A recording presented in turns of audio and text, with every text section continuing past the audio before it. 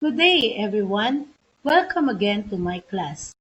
This morning, we will discuss a lesson which will help you develop your vocabulary skills.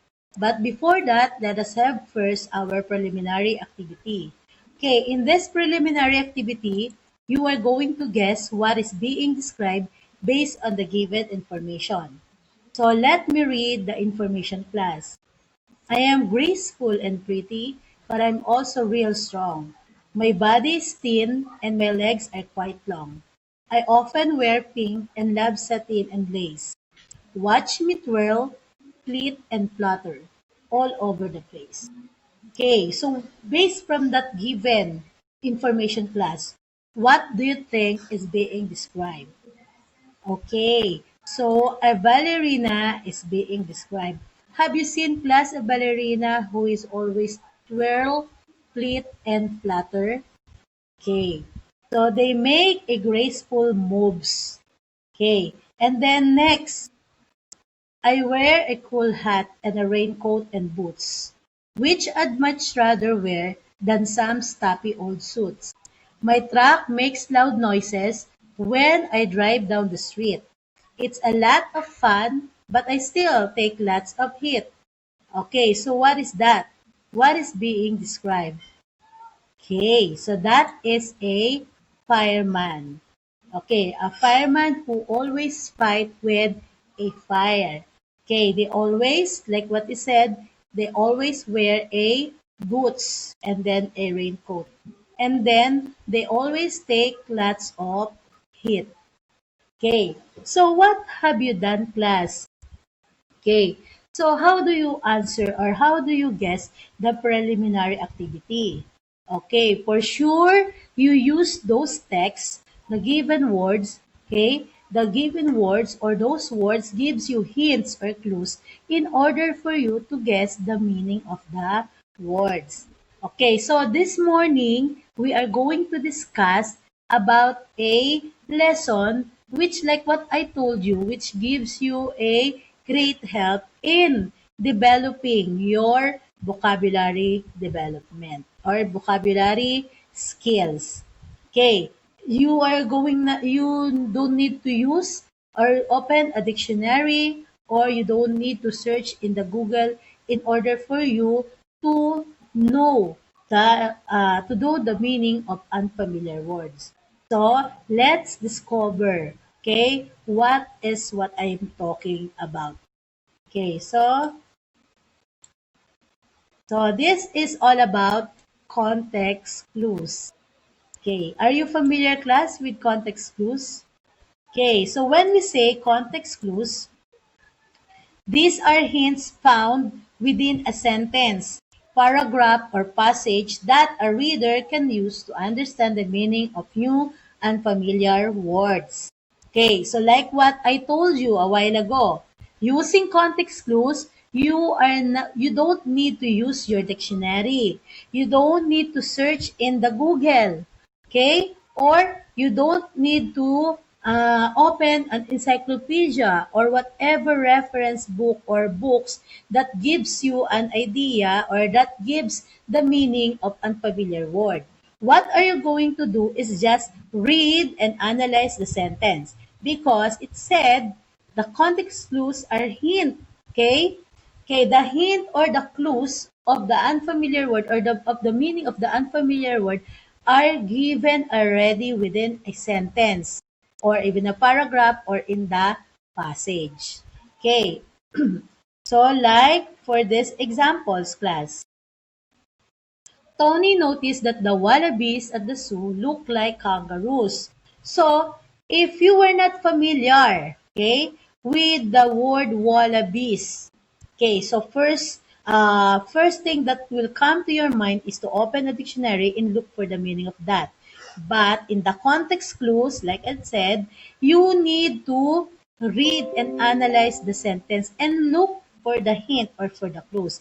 And for this clue there is Tony noticed that the wallabies at the zoo look like kangaroos. So from that idea, you have now an idea that The wallabies is a kind of animal.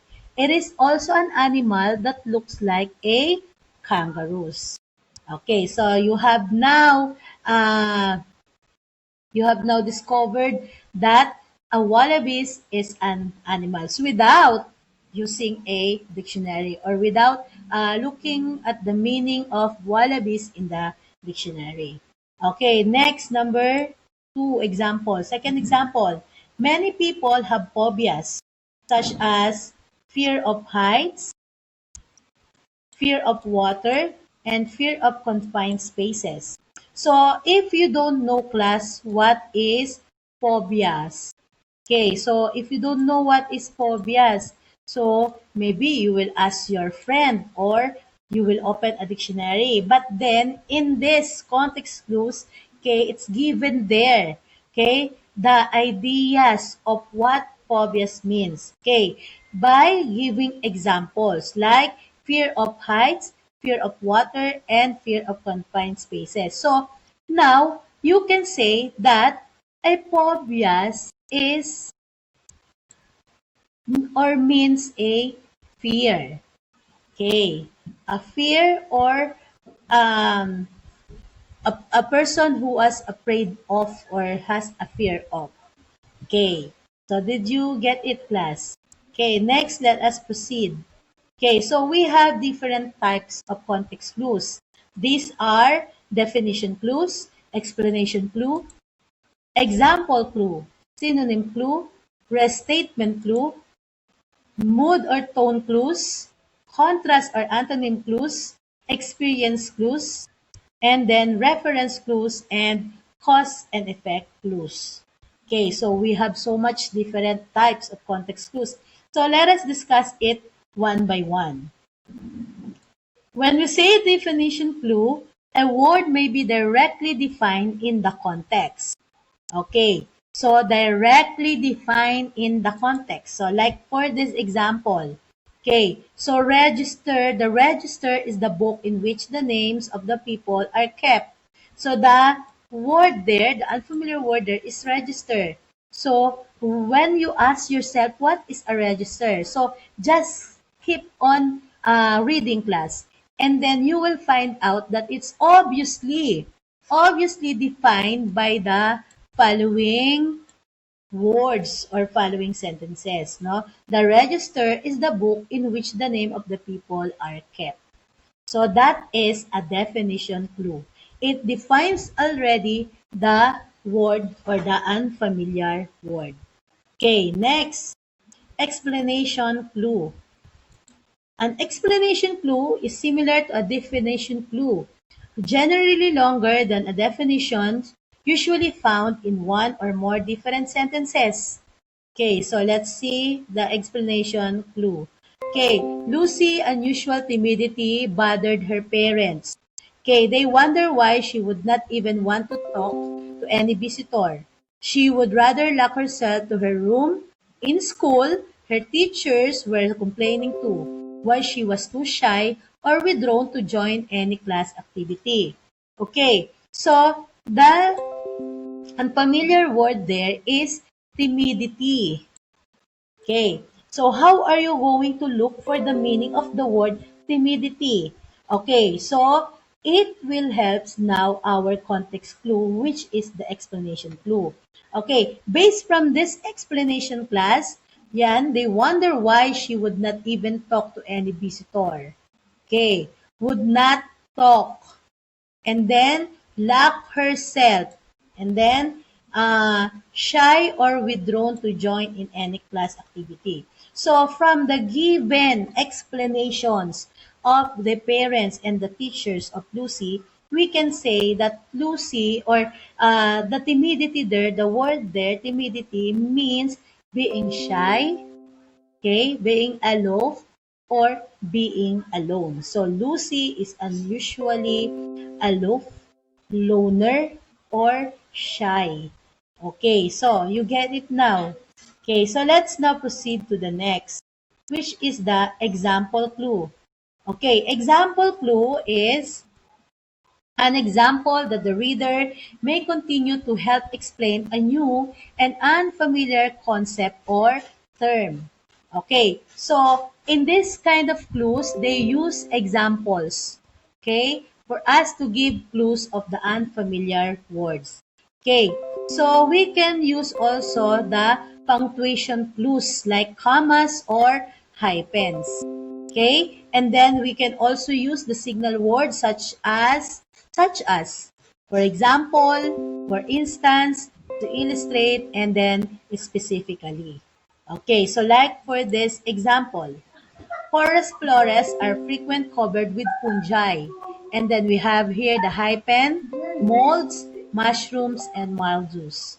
Okay, so in this example class, the word there is fungi. Okay, so if you are not familiar of the word fungi, okay, so for you to better understand or to know what is fungi is, so they use an example clues using the punctuation clues hyphen. Yan, this one is the hyphen. Okay, this one is the hyphen, and then giving some examples like molds, mushrooms, and mildews. So in that case, it is more understandable now what is a fungi. Okay, next, let's proceed to the next, the synonym clue. Okay, a synonym clue is a more familiar word or words with the same meaning to make the difficult word understandable. Okay, we said that a synonym is a word having the same meaning. Okay, so like for this example, ballet students appear so lit. Okay, so maybe if you heard the word lit, okay, maybe you will find difficulties searching in your mind what is the meaning of lit. But because of this synonym clues or synonym of words synonymous to the word, you can have an idea of what lit means. They are so limber and flexible. Okay, so the synonym limber and flexible gives you an idea now on what is a wordlet means. Okay, and then next we have the restatement clue. Okay, in the restatement clue, okay, close to a synonym, restatement differs in that a difficult word is usually restated in a simpler form, usually set off by commas. Okay, so from the word restatement, from the root word restate. Okay, restated in a simpler form. Okay, so to make it more understandable, let's have the example. Okay, the village was depopulated. Most of the residents died or moved, but the livestock remained untouched. Okay, so the word there is depopulated. Okay, it was restated that most of the residents died or moved. So meaning, once you read that restated phrase of the word depopulated, we can say that no one is living in the village or in the particular village or particular place. Okay, so that's what a depopulated means. Okay, so there's only livestock who remain untouched, but there's no person, even a single person living in that uh, place. Okay, next we have mode or tone clue. Okay, the author sets a mood and the meaning of the unknown words must harmonize with the mood. Like for example, the lugubrious wails of refugees match the dreary whistling of the wind in the all but deserted cemetery. Okay, reading the whole sentence gives you an idea of what is the mood or the tone clue there. Okay, so lugubrious means, okay, what do you mean by lugubrious? Okay, so a dreary. So you can relate it in the word dreary and then, okay, deserted and then cemetery. So once you hear those words, dreary, deserted, and cemetery, you can what? You can relate it to the tone or the mood of the what? Of someone. So meaning lugubrious wails is being lonely. Okay? Being sad. Okay? Being sad, being lonely. Okay? So did you get it? And then next, contrast or antonym clue. When we say a contrast or antonym clue, words having opposite meaning. So let's see. The unfamiliar word is shown to be different from or unlike another word and is often an opposite. Okay, so like for this example, okay, we use the following signal words. We have the but, however, although, otherwise, unless, instead, on the contrary, on the other hand, while, never, no, or not may be used to a signal contrast. Okay, so like for this example, the children were different as day and night. He was a lively conversationalist, but she was reserved and taciturn. So we have used the signal word there, but. Okay, so the contrast or antonym clue there is what? Okay, conversationalist. Okay, different as day and night. He was conversationalist. Okay, so when we say conversationalist, they are what? They keep on talking. Okay, they keep on mingling or socializing with others. But there is a but there. She was reserved and tacitarium. So these are case she is what? She is aloof, she is alone. Okay? And then she doesn't talk with others. So those are the contrast or antonym clue. Okay, next we have the experience clue. Okay. A reader knows from experience how people or things act in different situations. This knowledge provides the clue to a word's meaning. So it is based on the experience. Okay? So let's see. Slaves were prohibited from learning to read and write. Okay, so the word there is slaves. So what do you mean by slaves? So based from the experience, no, they are prohibited from learning to read and write. So a slave is someone who are what? Who slaves are someone who doesn't have a right to read and to write, or the slaves are being controlled by someone. Okay, next, inference clue. Inference clue, the meaning of unfamiliar word can be inferred, okay, from the descriptions of a situations or experience. Inference, inferencing. Okay, so like for this example, okay, so like for this example, the monkey's vociferous chatter made me wish I had earplugs. So, vociferous chatter. What do you mean by that? Unheard words. Okay, very unfamiliar words.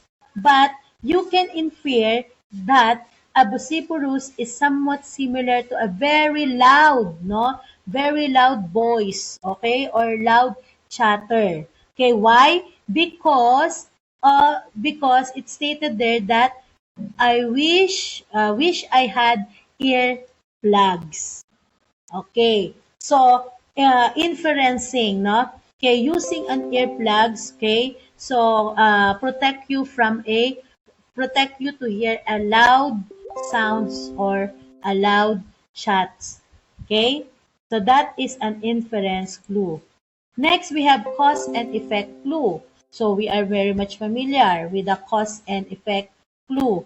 Okay, so let's have this. The meaning of unfamiliar word is signaled by a cause and effect relationship between ideas in the text. Okay, example. I do not have time to take his clothes to the laundry. So he had to wash and iron them by himself. Okay, so we have here the okay, she or he had not time to what? To take the clothes to the laundry. So this is the cause. And then, so what is the effect of this?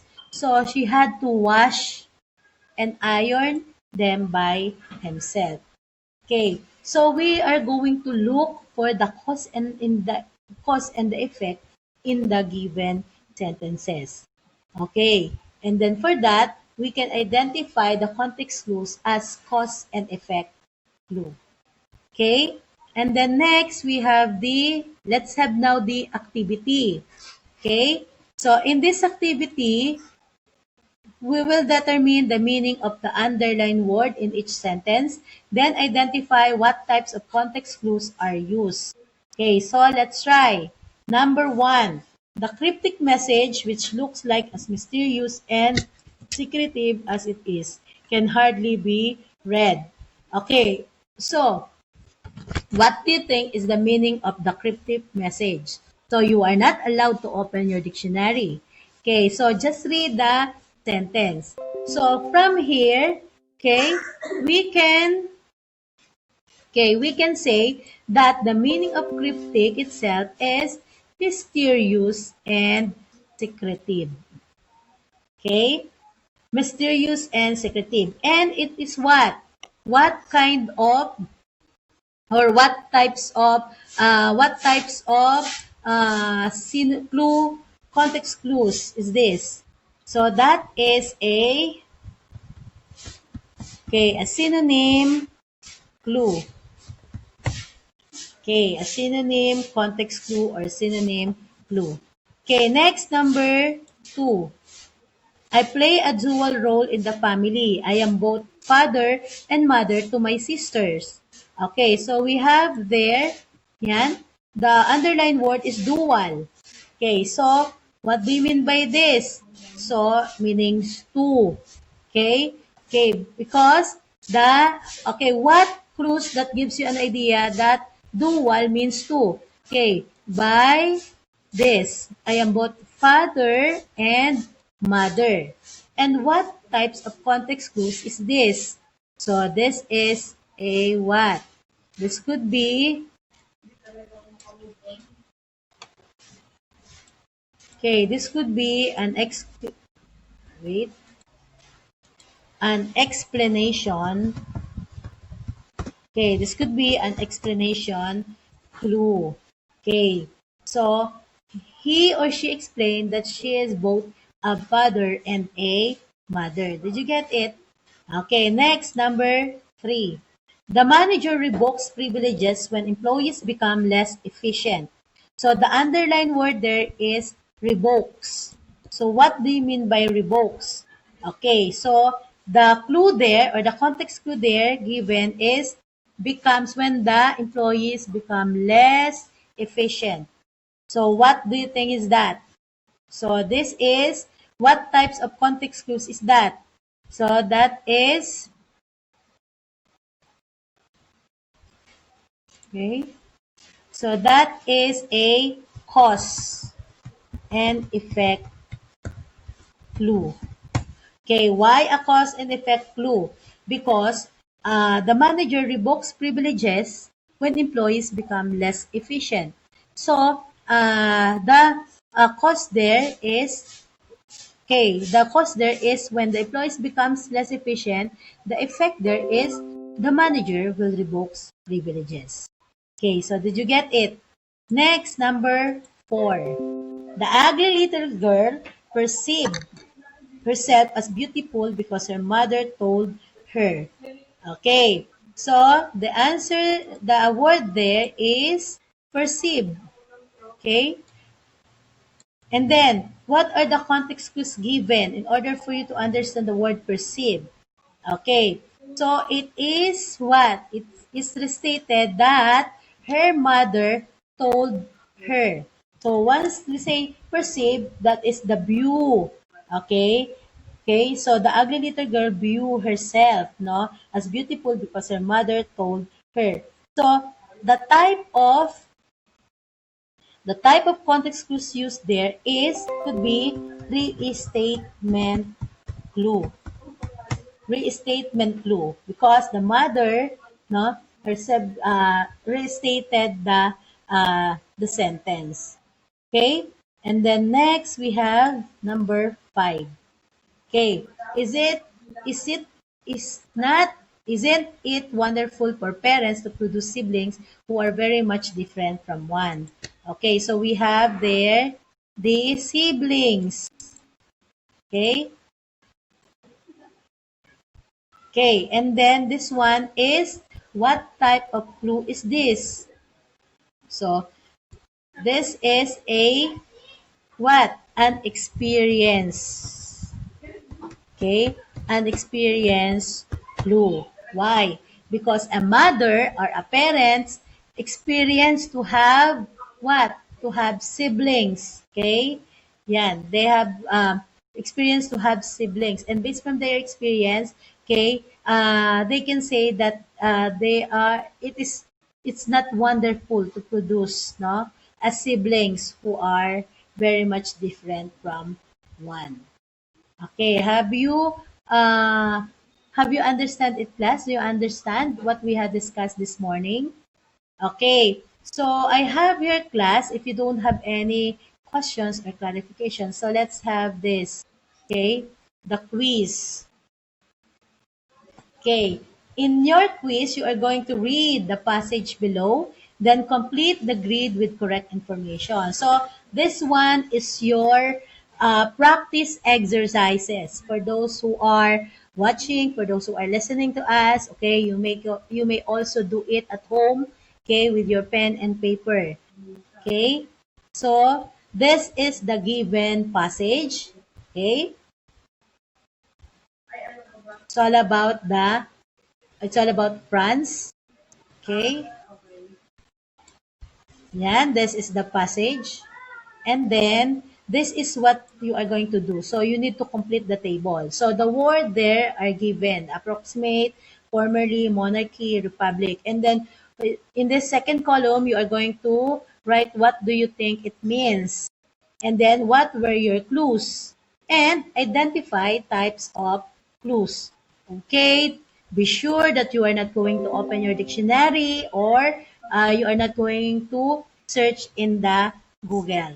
Okay? Test yourself how far you understand our lesson. Okay, so this is the continuation. Number 5, we have parliament. Number 6, colonize. Number 7, cuisine. Number 8, paradise. Okay, so take time in answering that quiz, class. I said that is your practice exercises. So if you are done, this is our next lesson. Okay, so assignment, study graphic organizer, list kinds of graphic organizers and define each. Okay, so if you don't have any questions, if everything is clear, so we can now call it a day. Thank you again for joining me, okay, in discussing another lessons. I hope that you gained something from what we had discussed this morning. Tune in again and then see you again in my next video. Okay, goodbye. Keep safe, everybody.